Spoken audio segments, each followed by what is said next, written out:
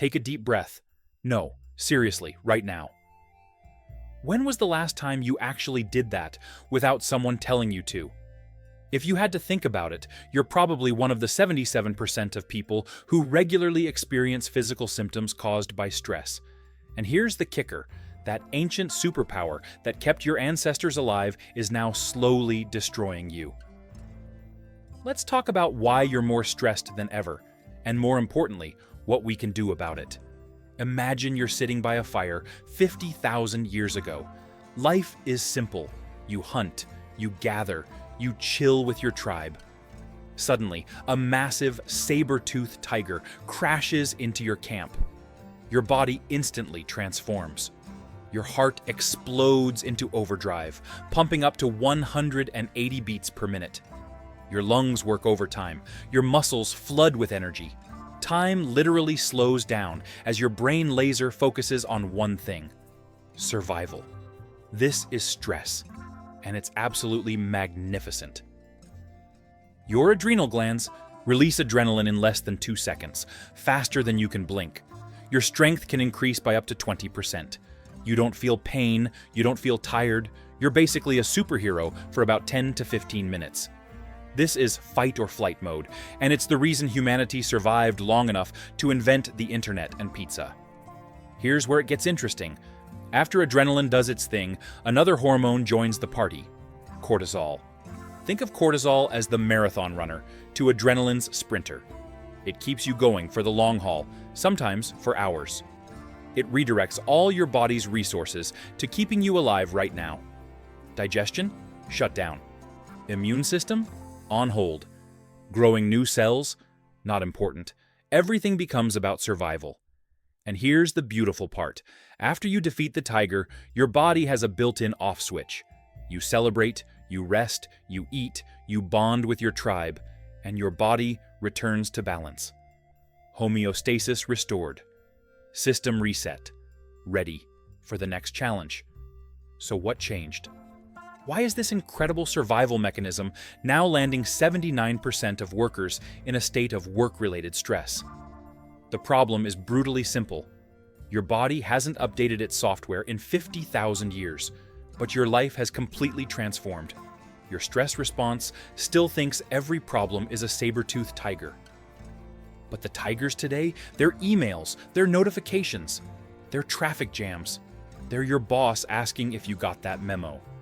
Their rent increases and healthcare bills and doom scrolling at 2 in the morning. Studies show the average person checks their phone 96 times a day. That's once every 10 minutes you're awake.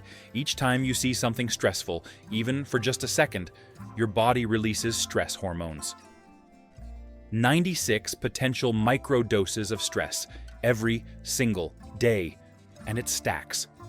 Research from the American Psychological Association found that 33% of people report living with extreme stress, and 48% say their stress has increased over the past 5 years. We're not talking about occasional stress here. We're talking about chronic, never-ending, always-on stress. Here's the terrifying part. When stress becomes chronic, when you're activated for days, weeks, months with no real release, something catastrophic happens. Your superpower becomes your kryptonite. Let's break down what chronic stress actually does to you, because the numbers are genuinely shocking. Your heart keeps pounding like you're running from danger, but you're just sitting at a desk. This constant activation increases your risk of heart disease by 40% and your risk of stroke by 50%. That's not a small increase. That's massive. Your digestive system, it's either cramping everything up or rushing everything out, because your body thinks you don't have time to properly digest food when you're fighting for your life. 70% of people with irritable bowel syndrome report that stress makes their symptoms worse. Your immune system goes haywire in the worst possible way. The parts that fight off diseases get suppressed by up to 70%. Meanwhile, the parts that cause inflammation go into overdrive. This is why chronically stressed people get sick more often and take 30% longer to heal from wounds.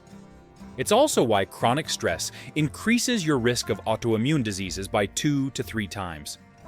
Your metabolism slows down.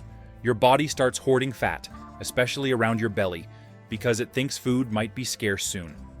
Studies show that people under chronic stress are 75% more likely to become obese compared to those with low stress levels. But here's what really gets me. What stress does to your brain. Your hippocampus, the part of your brain responsible for memory and learning, actually shrinks under chronic stress. We're talking measurable shrinkage on brain scans. Meanwhile, your amygdala, the fear center of your brain, grows larger and more reactive. You literally become worse at thinking clearly and better at freaking out.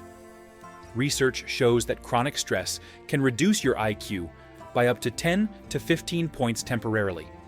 You become more impulsive, make worse decisions, and lose the ability to think long-term. It's like your brain gets stuck in emergency mode and forgets how to do anything else. And depression? People with chronic stress are 11 times more likely to develop major depression. 11 times. So, if chronic stress is this destructive, why do so many of us keep doing it? Because short-term, stress actually works. It helps you meet deadlines. It pushes you through exams. It gets you that promotion, and it feels good. That rush of accomplishment when you pull off something difficult, that's stress giving you a high. But here's the cruel irony. The longer you rely on stress to perform, the worse you become at everything. You're basically taking out a loan from your future self, and the interest rate is astronomical. All right, enough doom and gloom. Let's talk solutions, because stress isn't your enemy. It's a tool, you just need to learn how to use it properly. First, understand this. Acute stress is fine. Actually, it's better than fine. It's beneficial. Studies show that people who experience moderate levels of acute stress perform 30 to 50% better on cognitive tasks. The key word is acute. Short bursts, with recovery time. Think of stress like exercise. Lifting weights tears your muscles. But then you rest, they rebuild, and you get stronger. Stress works the same way. Use it, then recover. Simple. So how do you actually do this? 3 things. Recognize, respond, remove. Recognize when you're stressed. This sounds obvious, but 68% of people don't realize they're chronically stressed until they have physical symptoms. If you feel tense, if your jaw is clenched, if you're holding your breath, you're stressed. Listen to your body. There's no threshold you need to hit before you're allowed to do something about it. Respond appropriately. Is your stress productive? Studying for an exam? Training for a marathon? Managing a big project with an end date? Great. Use that stress. Push yourself. But schedule recovery time. This isn't optional. Your body needs to activate rest and digest mode. Research shows that people who take regular breaks are 31% more productive than those who don't. And here's the thing about relaxation. It has to be active.